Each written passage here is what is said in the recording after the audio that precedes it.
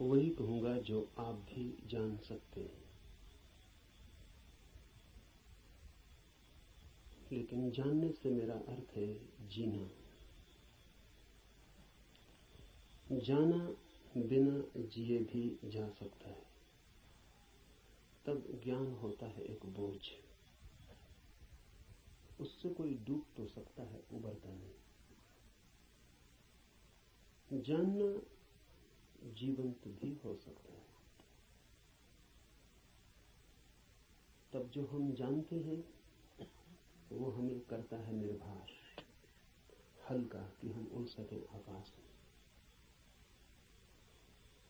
जीवन ही जब जानना बन जाता है तभी पंख लगते हैं, तभी जंजीरें टूटती हैं और तभी द्वार खुलते हैं अनंत के।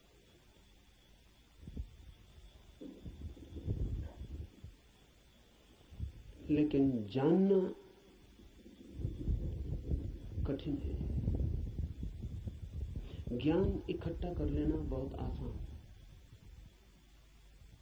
और इसलिए मन आसान को चुन लेता है और कठिन से बचता है। लेकिन जो कठिन से बचता है वो धर्म से भी वंचित रह जाएगा।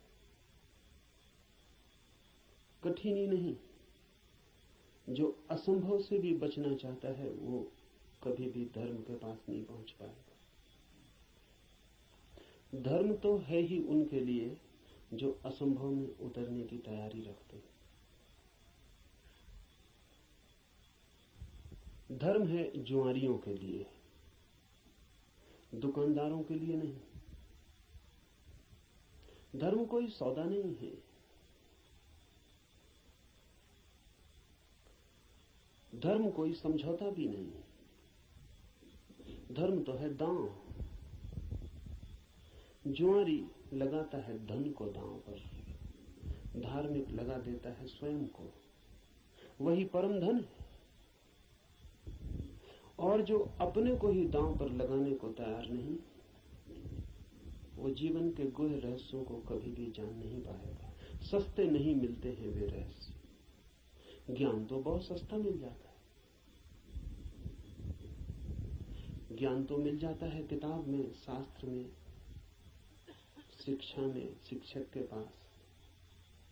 ज्ञान तो मिल जाता है करीब करीब मुफ्त, कुछ चुकाना नहीं पड़ता है। धर्म में तो बहुत कुछ चुकाना पड़ता है। बहुत कुछ कहना ठीक नहीं, सभी कुछ दांव पर लगा दे कोई तो ही उस जीवन के द्वार खुलते हैं। इस जीवन को जो दांव पर लगा दे उसके लिए ही उस जीवन के द्वार खुलते हैं।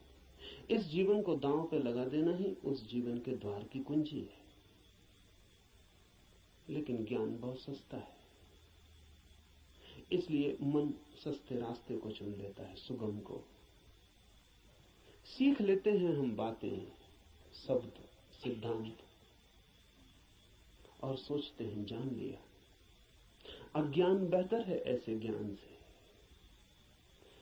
अज्ञानी को कम से कम इतना तो पता है कि मुझे पता नहीं। इतना सत्य तो कम से कम उसके पास है। जिन्हें हम ज्ञानी कहते हैं उनसे ज्यादा असत्य आदमी खोजने मुश्किल। उन्हें यह भी पता नहीं है कि उन्हें पता नहीं। सुना हुआ, याद किया हुआ, कंठस्थ हो गया, धोखा देता है। ऐसा लगता है मैंने भी जान लिया। मैं आपसे वही कहूंगा जो मैं जानता हूं, क्योंकि उसके कहने का ही कुछ मूल्य है। क्योंकि जिसे मैं जानता हूं, अगर आप तैयार हो तो उसकी जीवंत चोट आपके हृदय के तारों को भी हिला सकती। जिसे मैं ही नहीं जानता हूं, जो मेरे कंठ तक ही हो, वो आपके कानों से ज्यादा गहरा नहीं जा सकता। जो मेरे हृदय तक हो उसकी ही संभावना बनती है। अगर आप साथ दें तो वो आपके हृदय तक जा सकता है। आपके साथ की तो फिर भी जरूरत होगी, क्योंकि आपका हृदय अगर बंद ही हो तो जबरदस्ती उसमें सत्य डाल देने का कोई उपाय नहीं है, और अच्छा ही है कि उपाय नहीं है। क्योंकि सत्य भी अगर जबरदस्ती डाला जाए तो स्वतंत्रता नहीं बनेगा, परतंत्रता बन जाएगा। सभी जबरदस्तियां परतंत्रताएं बन जाती। इसलिए इस जगत में सभी चीजें जबरदस्ती आपको दी जा सकती हैं, सिर्फ सत्य नहीं दिया जा सकता, क्योंकि सत्य कभी भी परतंत्रता नहीं हो सकता। सत्य का स्वभाव स्वतंत्रता है। इसलिए एक चीज भर है इस जगत में जो आपको कोई जबरदस्ती नहीं दे सकता, जो आपके ऊपर थोपी नहीं जा सकती, जो आपको पहनाई नहीं जा सकती, उड़ाई नहीं जा सकती। आपका राजी होना अनिवार्य शर्त है, आपका खुला होना, आपका ग्राहक होना, आपका आमंत्रण, आपका अहोभाव से भरा हुआ हृदय। जैसे पृथ्वी वर्षा के पहले पानी के लिए प्यासी होती और दरारें पड़ जाती हैं, इस आशा में पृथ्वी जगह जगह अपने ओंठ खोल देती है कि वर्षा हो। ऐसा जब आपका हृदय होता है तो सत्य प्रवेश कर रहा है।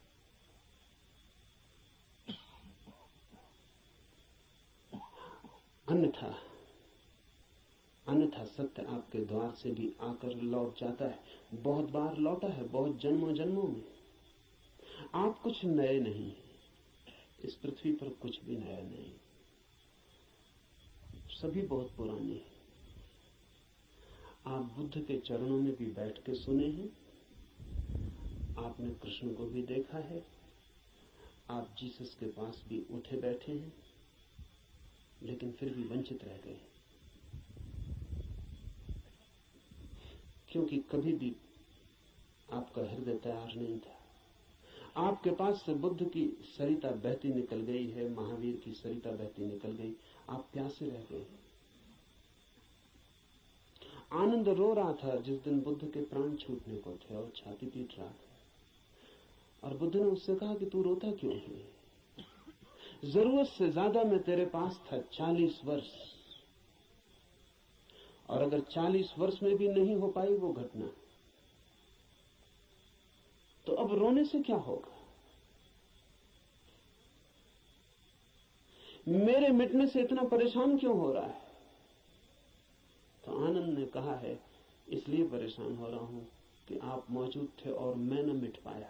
अगर मैं मिट जाता तो आपको मेरे भीतर प्रवेश मिल जाता। 40 साल नदी मेरे पास बहती थी और मैं प्यासा रह गया, और अब मैं रोता हूं क्योंकि जरूरी नहीं है कि ये नदी कब किस जन्म में दोबारा मुझे मिलेगी।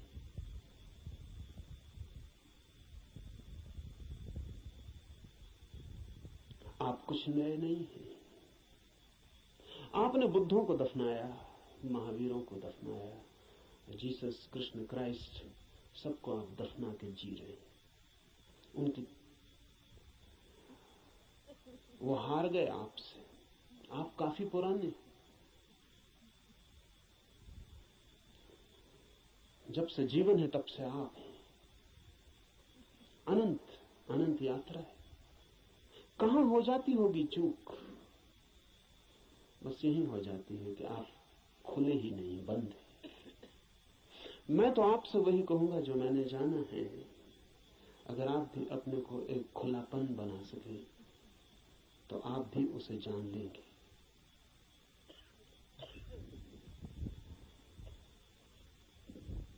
और ऐसा नहीं है कि कोई कठिनाई है बहुत, एक ही कठिनाई है, और वो आप हैं। कुछ लोग कुतूहल से चलते हैं, जैसे राह चलते बच्चे पूछ लेते हैं इस वृक्ष का नाम क्या है, और अगर आप उत्तर न दें तो तत्क्षण भूल जाते हैं कि उन्होंने पूछा भी था। वो दूसरी बात पूछने लगते हैं कि ये पत्थर यहां क्यों पड़ा है।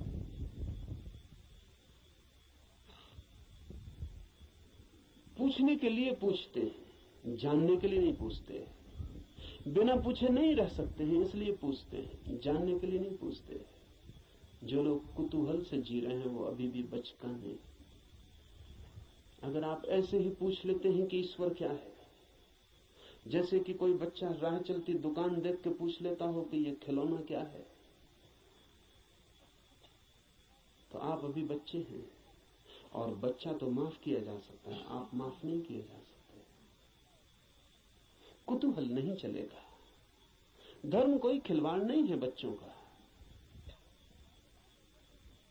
और फिर उत्तर भी मिल जाए तो उससे कोई प्रयोजन नहीं है। बच्चे का मजा पूछने में है। उसने पूछा, यही उसका मजा है। आप उत्तर देंगे भी तो उस उत्तर में उसे कोई बहुत रस नहीं है। क्या बात है? मनस्विद कहते हैं कि बच्चे नया नया बोलना सीखते हैं तो अपने बोलने का अभ्यास करते हैं पूछ पूछ कर। जैसे बच्चा नया नया चलना सीखता है तो बार बार उठ के चलने की कोशिश करता है, बोलना सीखता है तो बार बार बोलने की कोशिश करता है। इसलिए बच्चे एक ही बात को कई दफा कहते हैं, इसलिए कई दफा कहते हैं क्योंकि उन्हें बोलने का एक नया अनुभव, एक नया आयाम मिला है।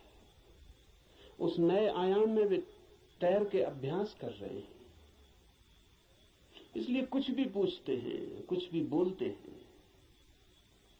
अगर आप भी धर्म की दुनिया में कुछ भी पूछ रहे हैं, कुछ भी बोल रहे हैं, कुछ भी सोच रहे हैं, और कोई गहरी जिज्ञासा नहीं है, बस कुतूहल है, तो अभी आप और कुछ बुद्धों को दफनाएंगे। अभी और न मालूम कितने बुद्धों को आपके साथ मेहनत करनी पड़ेगी।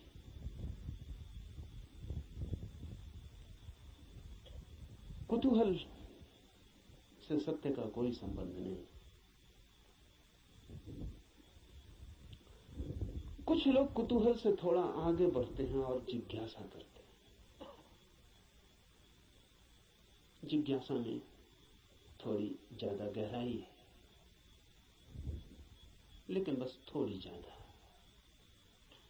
जिज्ञासा भी बहुत गहरी नहीं, वो भी उथली है, क्योंकि जिज्ञासा है केवल बौद्धिक, और बुद्धि भी ऐसी है जैसी खाज होती है, खुजलाएं तो थोड़ा रस आता है, ऐसा बुद्धि को भी खाज होती रहती। ईश्वर है, आत्मा है, मोक्ष है, ध्यान क्या है, करने के लिए नहीं। ईश्वर क्या है, जानने के लिए नहीं, चर्चा के लिए, बातचीत के लिए।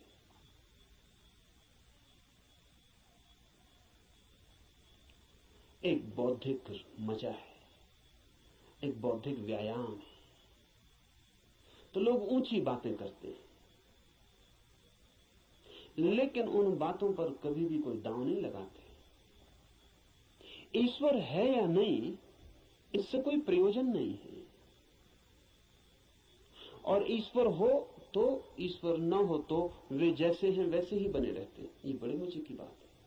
एक आदमी मानता है कि ईश्वर है और एक आदमी मानता है कि ईश्वर नहीं, और दोनों की जिंदगी बराबर एक सी। कोई गाली दे तो उसे भी क्रोध आता है जो मानता है कि ईश्वर है, और उसे भी क्रोध आता है जो मानता है कि ईश्वर नहीं। बल्कि कई दफे तो ये देखा जाता है कि जो मानता है ईश्वर है उसे ज्यादा क्रोध आता है, क्योंकि जो मानता है कि ईश्वर नहीं है वो ज्यादा से ज्यादा क्या कर सकता है? आपका गाली दे सकता है, मार सकता है, हत्या कर सकता है। लेकिन जो मानता है ईश्वर है वो आपको नरक तक में सड़ा सकता है। उसके पास ज्यादा उपाय क्रोधित होने के। अगर ईश्वर के मानने और न मानने से कोई भी अंतर जीवन में न पड़ता हो तो उसका अर्थ है कि ये ईश्वर से कोई संबंध नहीं है, बौद्धिक बातचीत है।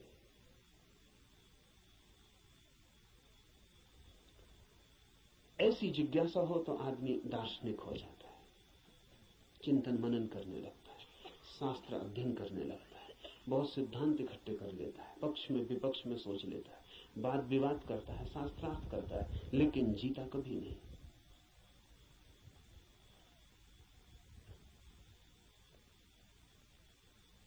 अगर आप भी सिर्फ जिज्ञासा से भरे हैं तो यात्रा नहीं होगी। जिज्ञासा से भरे हुए लोग वे हैं जो मील के पत्थर के पास बैठ जाते हैं और पूछते हैं मंजिल क्या है, कितनी दूर है, और सदा यही पूछते हैं, लेकिन कभी उठ के चलते नहीं। जानते तो आप भी कितना है, क्या कमी है जानने में? करीब करीब सभी कुछ जानते हैं।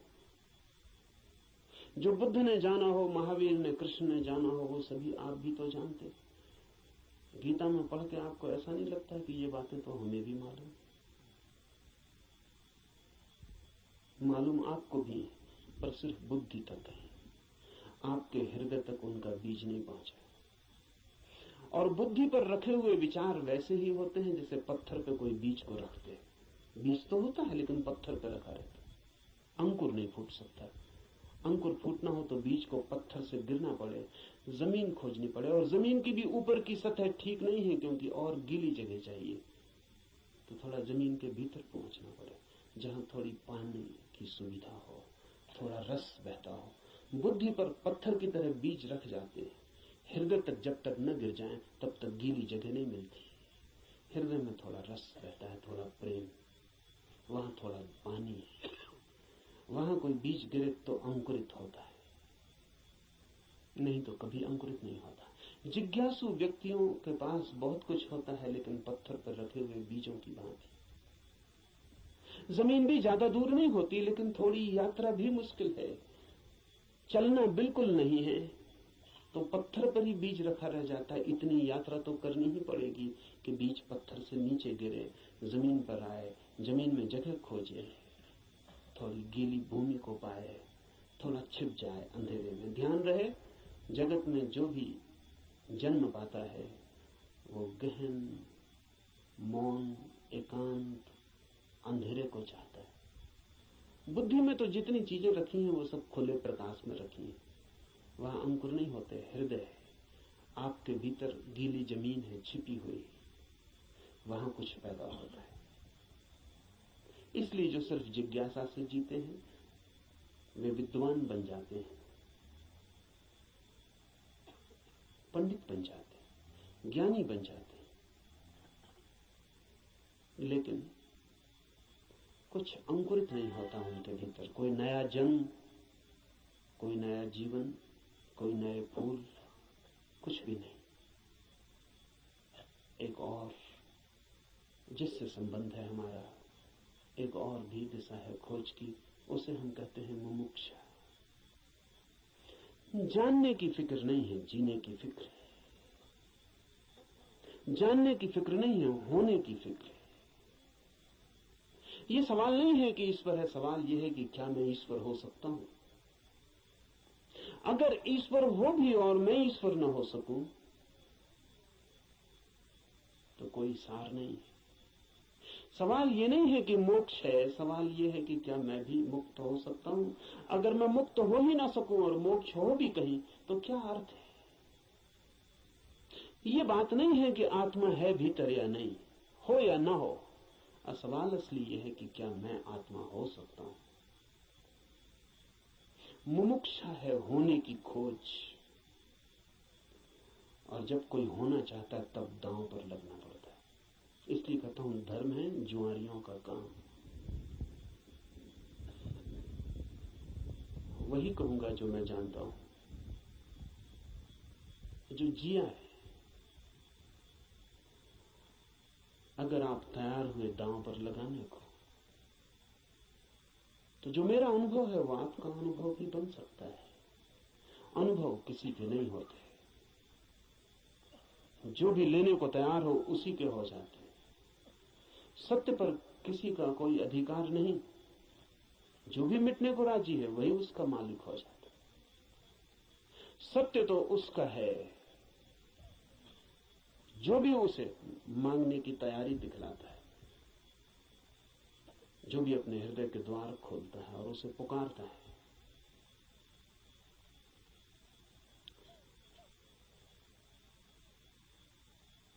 इस उपनिषद को इसीलिए चुना है। ये उपनिषद अध्यात्म का सीधा साक्षात्कार है। सिद्धांत इसमें नहीं है, इसमें सिद्धों का अनुभव है। इसमें उस सब की कोई बातचीत नहीं है जो कुतूहल से पैदा होती है, जिज्ञासा से पैदा होती है। नहीं, इसमें तो उनकी तरफ इशारे हैं जो मुमुक्षा से भरे हैं, और उनके इशारे हैं जिन्होंने पा लिया है। कुछ ऐसे लोग भी हैं कि जिन्होंने नहीं पाया, लेकिन फिर भी मार्गदर्शन देने का मजा नहीं छोड़ पाते। मार्गदर्शन में बड़ा मजा है। सारी दुनिया में अगर सबसे ज्यादा कोई चीज दी जाती है तो वो मार्गदर्शन है, और सबसे कम अगर कोई चीज ली जाती है तो वो भी मार्गदर्शन है। सभी देते हैं, लेता कोई भी नहीं। जब भी आपको मौका मिल जाए किसी को सलाह देने का तो आप चूकते नहीं। जरूरी नहीं है कि आप सलाह देने योग्य हो, जरूरी नहीं कि आपको कुछ भी पता हो जो आप कह रहे हैं, लेकिन जब कोई दूसरे को सलाह देनी हो तो शिक्षक होने का मजा छोड़ना बहुत मुश्किल हो जाता है। शिक्षक होने में मजा क्या है? आप तत्काल ऊपर हो जाते हैं मुफ्त में, और दूसरा नीचे हो जाता है। अगर कोई आपसे दान मांगने आए तो 2 पैसे देने में कितना कष्ट होता है, क्योंकि कुछ देना पड़ता है जो आपके पास है। लेकिन सलाह देने में जरा भी कष्ट नहीं होता, क्योंकि जो आपके पास है ही नहीं उसको देने में कष्ट क्या है? आपका कुछ खो ही नहीं रहा है, बल्कि आपको कुछ मिल रहा है, मजा मिल रहा है, अहंकार मिल रहा है। आप भी सलाह देने की हालत में हैं आज, और दूसरा लेने की हालत में। आप ऊपर हैं, दूसरा नीचे है।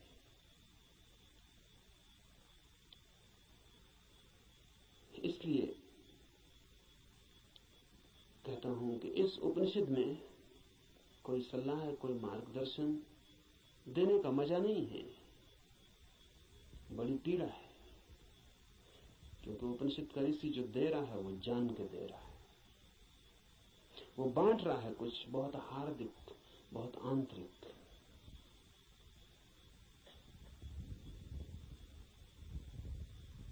संक्षिप्त इशारे हैं लेकिन गहरे हैं, बहुत थोड़ी सी चोटें हैं लेकिन प्राणघातक है। और अगर राजी हो तो तीर सीधा हृदय में चुभ जाएगा, और जान लिए बिना न रहेगा, जान ही ले लेगा। इसलिए थोड़ा सावधान, थोड़ा सचेत, क्योंकि ये सौदा ही खतरनाक है। इसमें पागल हुए बिना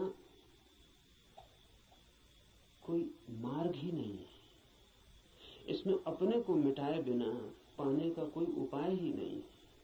यहां तो खोने वाले ही बस पाने वाले बनते, और इसीलिए इस उपनिषद को भी चुन लिया है। ऐसे तो सीधा ही आपसे कह सकता हूं,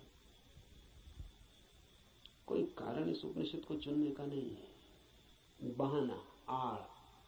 क्योंकि तीर सीधा मारो आदमी बच सकता है, उपनिषद की आड़ से थोड़ी सुविधा रहेगी, इसलिए चुन लिया है कि आपको ऐसा भी पता नहीं लगेगा कि मैं कोई सीधे ही आपको तीर मार रहा हूं, तो बचने का जरा उपाय कम हो जाता है। सभी शिकारी जानते हैं कि थोड़ी आड़ से शिकार ठीक होती। ये उपनिषद सिर्फ आड़ है, और इससे कुछ लेना देना ज्यादा नहीं। जो मैंने जाना है वही कहूंगा, लेकिन उसमें और उपनिषद में कोई अंतर नहीं है, क्योंकि इस उपनिषद के ऋषि ने जो कहा है वो जानकर ही कहा है।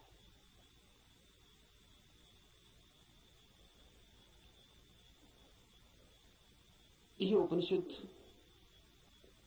अध्यात्म की सूक्ष्मतम रहस्यों का उद्घाटन है। लेकिन अगर मैं उपनिषद पर ही बात करता रहूं तो डर है कि बात ही रह जाए। इसलिए चर्चा तो पृष्ठभूमि होगी। इस चर्चा के साथ साथ प्रयोग, जो कहा है, जो इस ऋषि ने देखा है, या जो मैं कहता हूं मैंने देखा है, उस तरफ आपके चेहरे को मोड़ने की कोशिश, उस तरफ आपकी भी आंखें उठाने, उस तरफ आपकी भी आंखें उठाने का प्रयास, वही मुख्य होगा।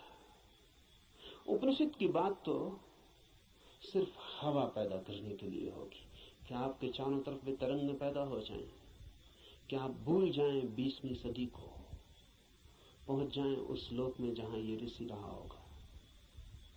मिट जाए ये जगत जो चारों तरफ बहुत बेरौनक को बहुत कुरूप हो गया है, और याद आ जाए उन दिनों की जब ये ऋषि जिंदा रहा होगा। एक हवा, एक वातावरण, बस उसके लिए उपनिषद। पर उतना काफी नहीं है, जरूरी है, काफी नहीं है। तो जो मैं कहता हूं, अगर आप उसको सुन के ही रुक जाते हैं तो मैं मानूंगा आपने सुना भी नहीं, क्योंकि सुन के जो चलता नहीं है मैं नहीं मान सकता कि उसने सुना है। अगर आप सोचते हैं कि सुन के आपकी समझ में आ गया, इतनी जल्दी मत करना। सुन के समझ में आता होता तो हम कभी के समझ गए होते। सुन के ही समझ में आता होता तो इस दुनिया में समझदारों की कमी ना होती, ना समझ खोजना मुश्किल हो जाता। मगर ना समझ ही ना समझ, सुन के कुछ भी समझ में नहीं आता। सुन के सिर्फ शब्दों पे मुट्ठियां बन जाती। सुन के नहीं, करके ही समझ में आता है। इसलिए सुनना करने के लिए, समझने के लिए नहीं। सुनना करने के लिए, करना समझने के लिए। सुन के ही सीधा मत सोच लेना कि समझ गए। वो बीच की कड़ी के बिना कोई भी उपाय नहीं है, कोई भी रास्ता नहीं। लेकिन मन कहता है कि समझ गए, अब करने की क्या जरूरत है। मंजिलें चल के पहुंची जाती हैं।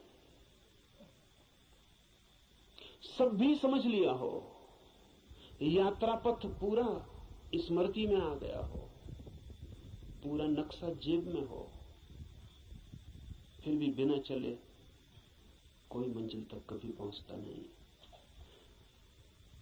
लेकिन सपना देखा जा सकता है।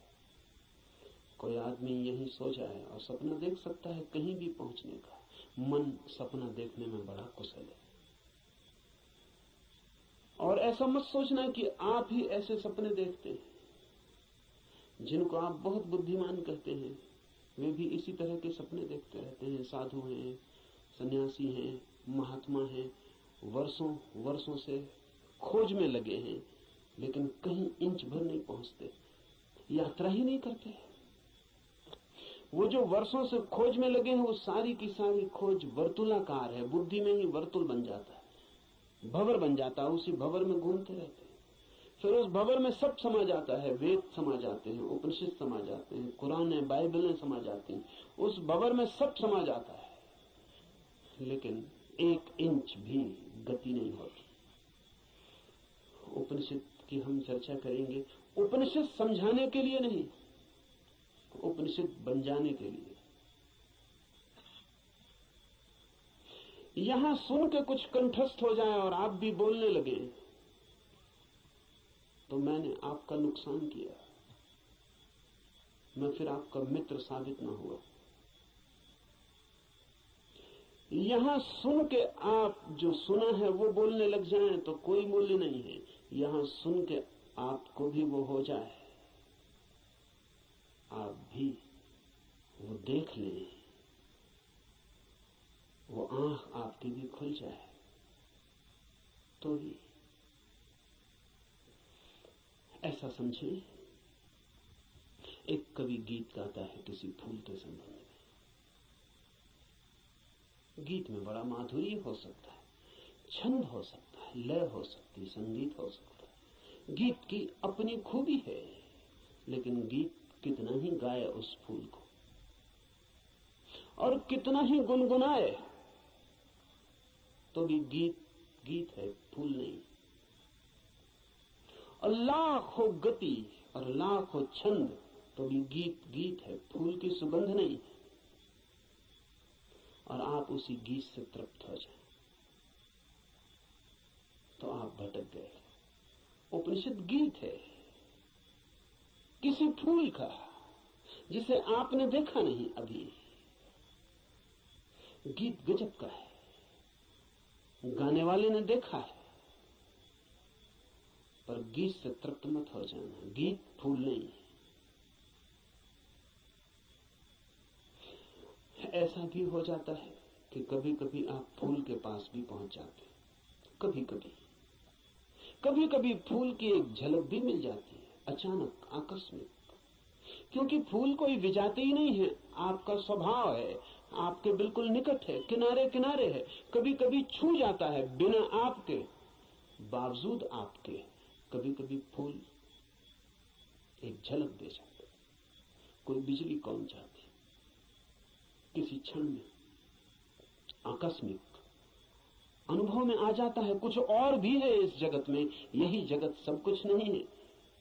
इस पथरीले जगत के बीच कुछ और भी है जो पत्थर नहीं, फूल है, जीवंत, खिला हुआ, जैसे किसी स्वप्न में देखा हो या अंधेरी रात में चमकी हो बिजली और कुछ दिखा हो और फिर खो गया हो।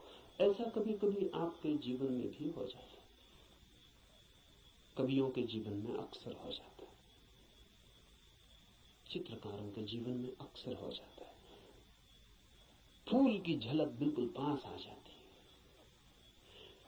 फिर भी फूल कितने ही पास हो और कितनी ही झलक मिल गई हो, पास होना भी दूर होना ही है। और कितने ही पास आ जाए फूल, तो भी फासला तो बना ही रहता है। और मैं बिल्कुल हाथ से भी छू लूं फूल को, तो भी पक्का नहीं है कि जो अनुभव मुझे होता है वो फूल का है, क्योंकि हाथ खबर लाने वाला है, और हाथ अगर बीच में गलत खबर दे दे तो कुछ भरोसा नहीं। और हाथ सही ही खबर देगा, इसको मानने का कोई कारण नहीं। फिर हाथ जो खबर देगा वो फूल के संबंध में कम और हाथ के संबंध में ज्यादा होती।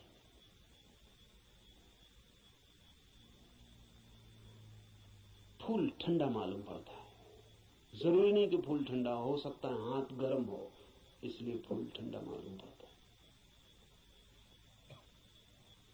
खबर हाथ के संबंध में, क्योंकि खबर जब भी किसी माध्यम से आती तो सापेक्ष होती है, पक्का नहीं हुआ जा सकता।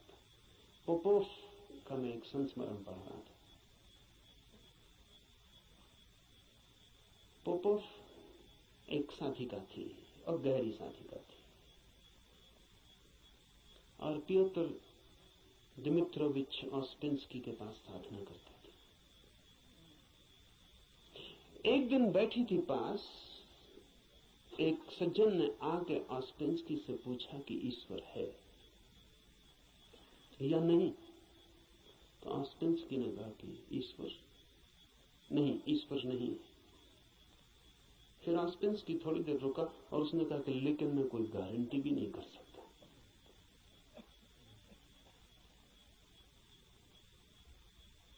क्योंकि जो भी मैं जानता हूं वो सब माध्यम से जाना गया है। कभी आंख से देखा है लेकिन आंख का भरोसा क्या, कभी कान से सुना है लेकिन कान गलत सुन सकते हैं, कभी हाथ से छुआ है लेकिन हाथ का क्या कहना। अभी तक सीधा नहीं देखा है, अभी तक आमने सामने नहीं हुआ हूं, इसलिए कोई गारंटी भी नहीं। अभी तक जो भी जाना है उसमें मुझे ईश्वर का कोई अनुभव नहीं हुआ, लेकिन जरूरी नहीं कि ईश्वर ना हो। इससे सिर्फ मेरी खबर मिलती है कि मेरे अनुभव क्या है, इसलिए मैं कोई गारंटी नहीं कर सकता कि नहीं ही है। इसलिए मुझ पर भरोसा करके मत रुक जाना, खोजना। जब भी माध्यम से कुछ घटता है तो भरोसे का नहीं, अगर फूल के बिल्कुल पास भी पहुंच जाएं तो भी आंख देखती है, हाथ छूते हैं, सुगंध नाक में आती है, ये भी दूरी का अनुभव है। तो कभी कभी कोई कवि उस परम फूल के इतने पास पहुंच जाता है तो उसकी गीत में उतर आती है गूंज उसकी, लेकिन फिर भी बुद्ध नहीं है वो, महावीर नहीं है वो। महावीर कौन है, बुद्ध कौन है? बुद्ध है वो चैतन्य जो फूल ही हो गया। इतनी भी दूरी न रही कि फूल को देखा हो, फूल ही हो गया। फूल होकर ही पूरी तरह जाना जा सकता है क्या है। उपनिषद के ऋषि की बात है, गीत है किसी फूल के संबंध में, उसे गुनगुनाना, मिठास है बड़ी उसमें, स्वाद है उसमें बहुत, लेकिन वो फूल नहीं है, गीत ही है। अगर प्रयास करेंगे तो कभी कभी झलक भी मिलेगी। मेरे पास लोग आते हैं, वो कहते हैं ध्यान में बड़ी झलक मिली, लेकिन फिर खो गई। अनंत प्रकाश हो गया था, फिर खो गया। आनंद ही आनंद हो गया था, लेकिन अब कहां है? अब खोजते हैं और नहीं मिलता। झलक का मतलब है पास पहुंच गए थे, झलक तो खो ही जाएगी। इसलिए ध्यान ज्यादा से ज्यादा झलक ही दे सकता है। उस पर भी मत रुक जाना कि उसी झलक को पकड़ के बार बार खोजते रहना है। ध्यान का तो मूल्य ही इतना है कि झलक मिल जाए, फिर आगे जाना है समाधि में, ताकि आप फूल ही हो जाएं।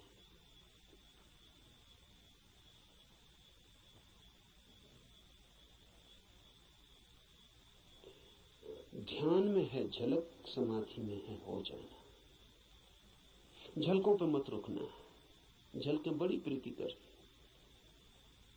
सारा जगत बासा मालूम पड़ने लगता है। एक झलक ध्यान में मिल जाए उस जीवंत की, फूल की, उस खिलावट की जो भीतर है, तो सारा जगत फीका और व्यर्थ हो जाता है।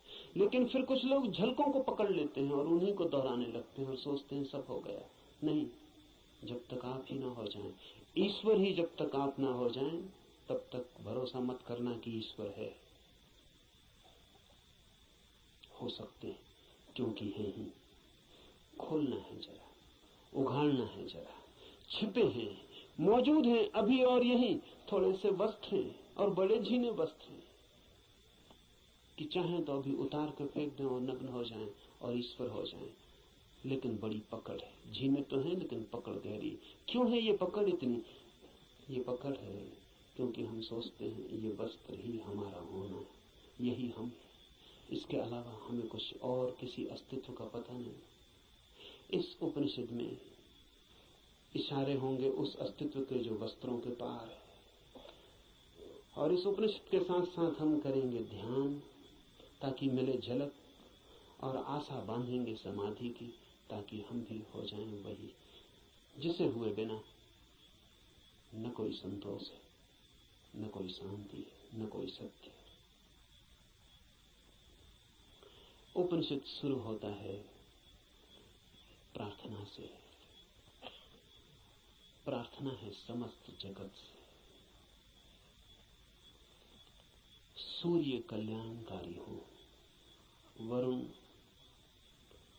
अर्यमा, इंद्र और बृहस्पति, विष्णु कल्याणकारी हो, उस ब्रह्म को नमस्कार हो। हे वायु, तुम्हारे लिए नमस्कार, क्योंकि तुम प्रत्यक्ष ब्रह्म हो। मैं तुम्हें ही प्रत्यक्ष ब्रह्म कहूंगा। सत्य और ऋत वे सब मेरी रक्षा करें, आचार्य की भी। इस प्रार्थना से शुरू होता है। धर्म की यात्रा प्रार्थना से शुरू होगी ही। प्रार्थना का अर्थ है आस्था, आशा। प्रार्थना का अर्थ है इस सारे जगत के साथ हमारे जुड़े हुए होने का भाव। प्रार्थना का अर्थ है मुझ अकेले से क्या होगा, मुझ अकेले से होता तो हो गया होता, मुझ अकेले से तो क्षुद्र भी नहीं सध पाया। चाहा था धन मिल जाए वो भी नहीं मिला, चाहा था पद मिल जाए वो भी नहीं मिला। कैसी कैसी चाहें की थी, बड़ी छोटी थी, वे भी पूरी ना हुई। मुझ अकेले से तो संसार भी ना सधा। तो सत्य की ये महायात्रा मुझ अकेले से हो सकेगी? अकेले अकेले तो मैं संसार में भी हार गया हूं। सभी हारे हुए हैं संसार में। जो जीते हुए दिखाई पड़ते हैं वे भी, बस वे दूसरों को जीते हुए दिखाई पड़ते हैं, खुद तो बिल्कुल हारे हुए।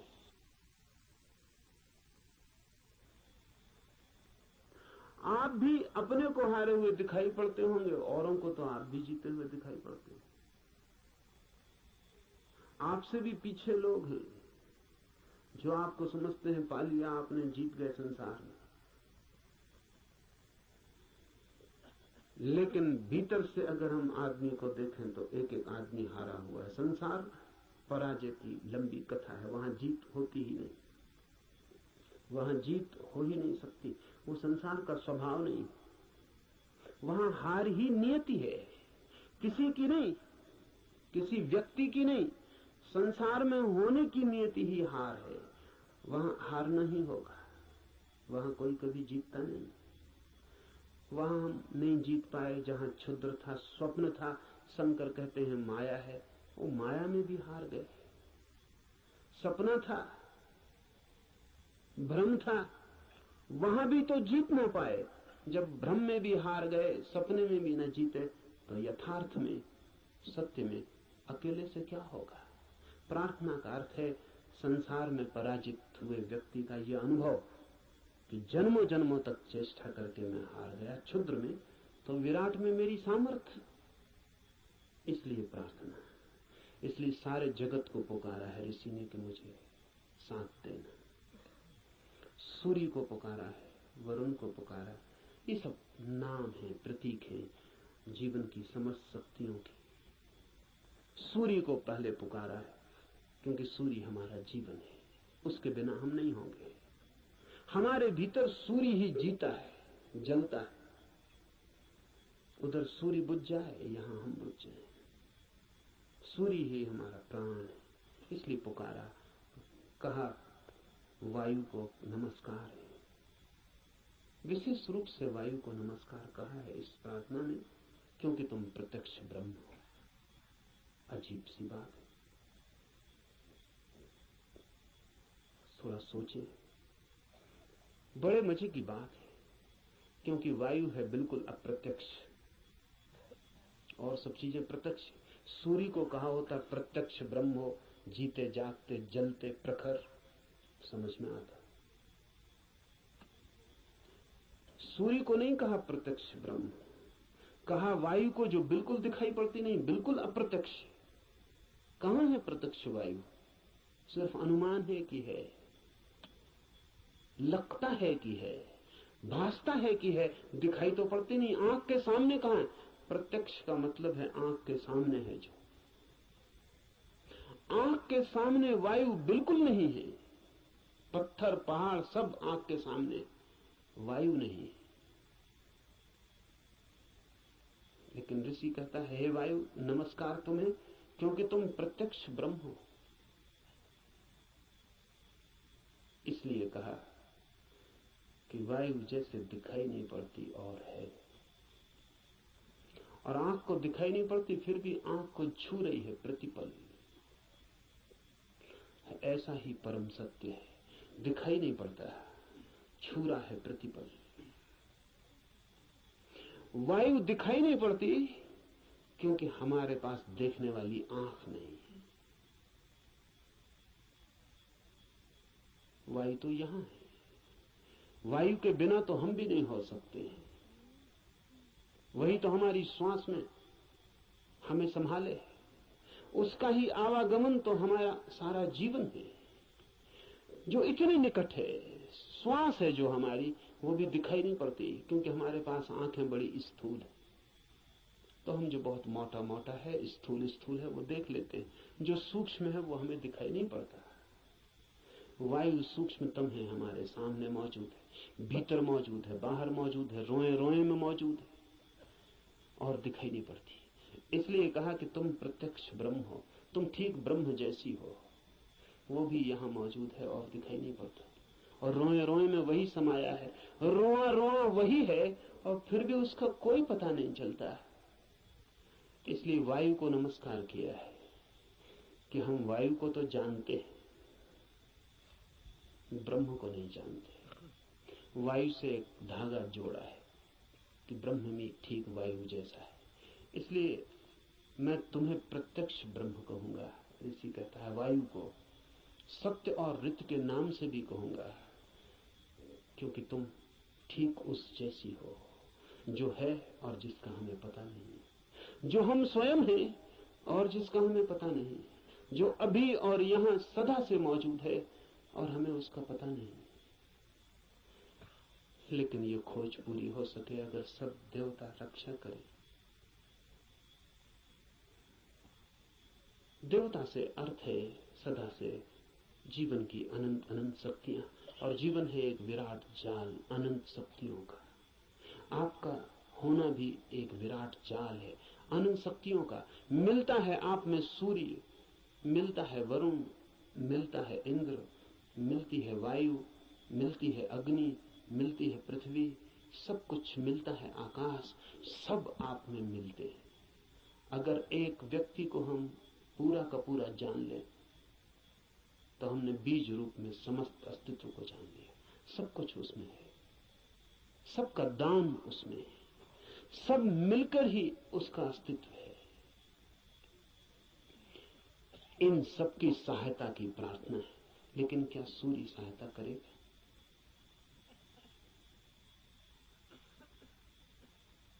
ये सवाल उठता ही है। प्रार्थना भी की तो क्या सूर्य सहायता करेगा? प्रार्थना भी की तो क्या वायु सहायक हो जाएगी? प्रार्थना भी की तो पृथ्वी क्या सहायता करेगी? पृथ्वी की सहायता और सूर्य की सहायता का सवाल नहीं है। आपने प्रार्थना की, यही बड़ी सहायता है। इसे थोड़ा ठीक से समझ लें। कोई सूर्य आके आपको सहायता नहीं कर लेगा, लेकिन आपने प्रार्थना की, इसका जो परिणाम है वो सूर्य पर नहीं होगा, आप पर होगा। क्योंकि प्रार्थना करने वाला चित्त हो जाता है विनम्र, प्रार्थना करने वाला चित्त हो जाता है असहाय, प्रार्थना करने वाला चित्त स्वीकार कर लेता है इस बात को कि मुझ अकेले से नहीं होगा। प्रार्थना करने वाला चित्त मिटने को तैयार हो जाता है। प्रार्थना करने वाला चित्त अपने अहंकार को, इस भाव को कि मैं कर सकता हूं, छोड़ देता है।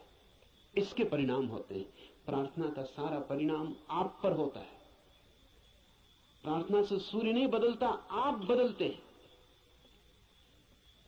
प्रार्थना से जगत नहीं बदलता, आप बदलते हैं। लेकिन आपके बदलते ही दूसरे जगत में आपका प्रवेश हो जाता है।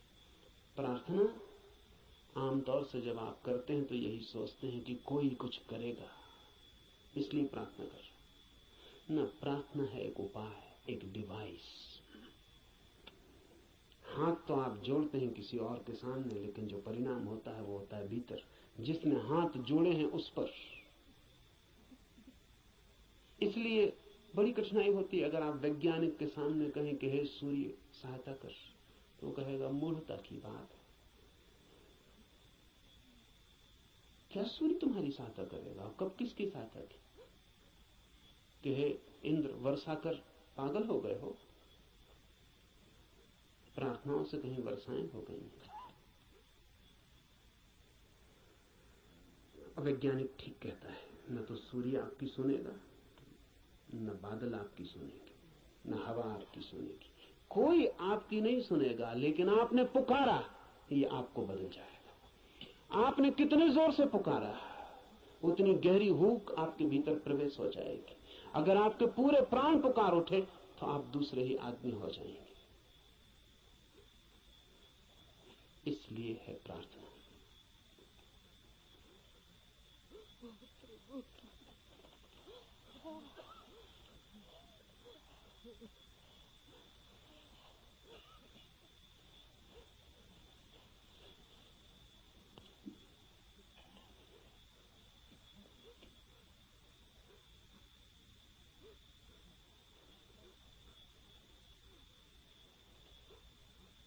Jean-Paul Sartre has named his autobiography Words.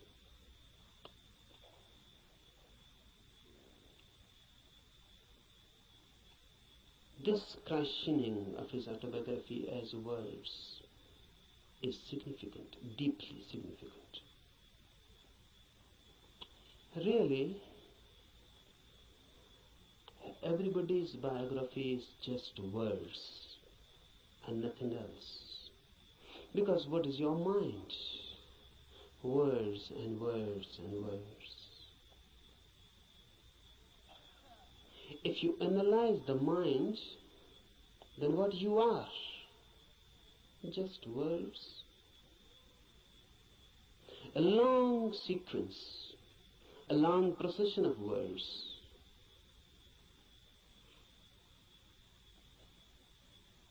This is everybody's autobiography. But if you are nothing but words, then you are not. Then you are yet unborn. Then you are yet to exist authentically. Because words are just words, sounds. They mean something, but basically they are meaningless. The meaning is given to them. And mind is just a mechanism, a natural computer. It goes on feeding on words, then creating more words out of them. Then you go on associating those words. You go on creating principles, philosophies, systems. And ultimately where you are. Truth is not a byproduct of a long process of words. Truth is not a word at all. Truth is out of words. Truth is beyond words, or below words. Truth is experience, not words. Old Lao Tse has said, the truth cannot be said. Because when you say something, language has to be used. Words have to be used. And truth is not a word. So when you say it, you miss it. The moment you say it, you have missed it. It cannot be said. It can only be experienced.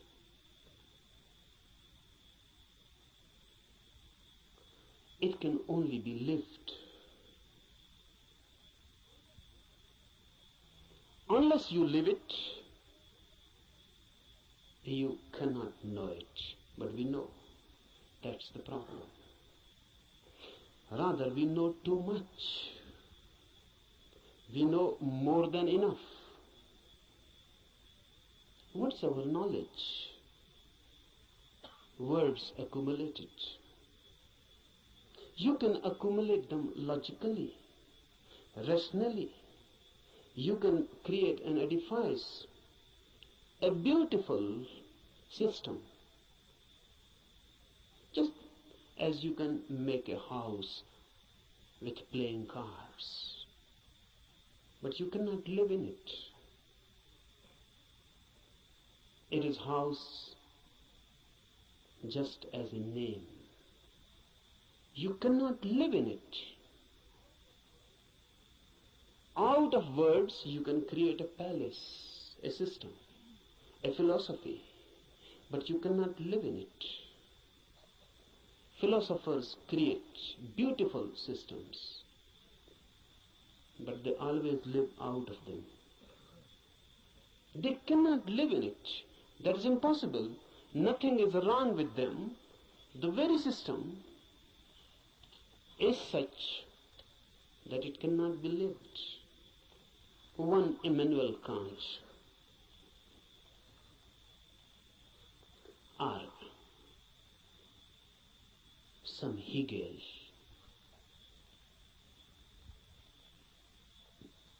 they create out of words principles, hypotheses. They go on explaining the whole universe, but they themselves remain unexplained.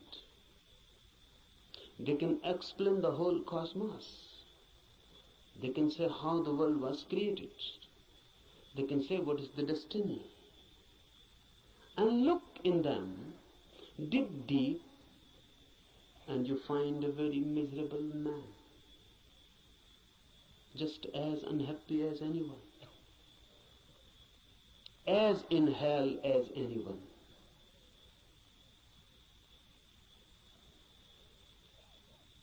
Don't believe in words. They are the greatest deception created by humanity. And word has become our world. We live in it, we eat it, we ride on it. The word beats in our hearts and the word circulates in our blood. We are just a collection, a big collection of words. Mind is very miser about words. It goes on accumulating. But remember, word is never the reality. I can use the word love. But love, the word, is not love, the experience. I can go on repeating love, love, love, and I can create a sort of auto-hypnosis, and I can believe that I know love because I know the word. To know the word is easy. To know love is difficult. Not only difficult, but impossible. Impossible not because the experience is impossible. Impossible because you are incurable. Because love can come only to you when you are not. And that is the path of everything that is great, deep, love, truth, God. They come only when you are not. Your non-being becomes the passage.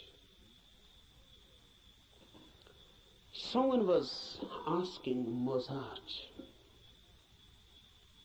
Mozart was one of the greatest magicians of the world. Rare, unique. Someone asked him, which music you like most? And Mozart is reported to have replied, no music, sir. No music I like most.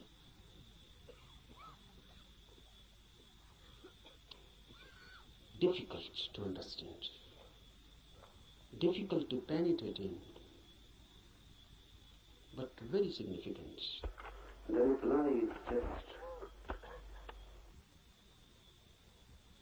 unique, unexpected, and from a musician. He says no music is the best. Have you ever